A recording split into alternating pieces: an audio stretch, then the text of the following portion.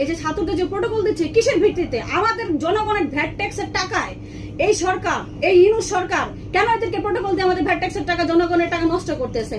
আমাদের ভ্যাট ট্যাক্সের টাকা দেশের উন্নয়নের কাজে ব্যবহৃত হবে। তাদের প্রোটোকলের টাকা কদিন আগে শুনছি 8 কোটি টাকা তাদের প্রোটোকলে ব্যবহার হচ্ছে। আর তাদের কি আগে দেখতাম যে আওয়ামী লীগ যখন মিটিং মিছিল করতো তখন দেখতাম যে পুলিশকে তাদের পাহাড়। একই চিত্র কিন্তু আমরা 5 আগস্টের পরে দেখতে পাচ্ছি।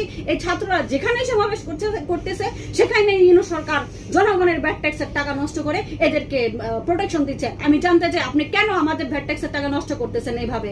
জনগণের টাকা, এই টাকা দেশের উন্নতির পেছনে ব্যয় হবে, ব্যবসা বাণিজ্যের পেছনে ব্যয় হবে। আজকে ব্যবসা বাণিজ্য পুরো ধস, কোনো জায়গায় কোনো ব্যবসা বাণিজ্য না। আপনি আসার পরে প্রত্যেকটা ব্যবসায় সে ভ্যাট ট্যাক্স বাড়িয়ে দিয়েছে।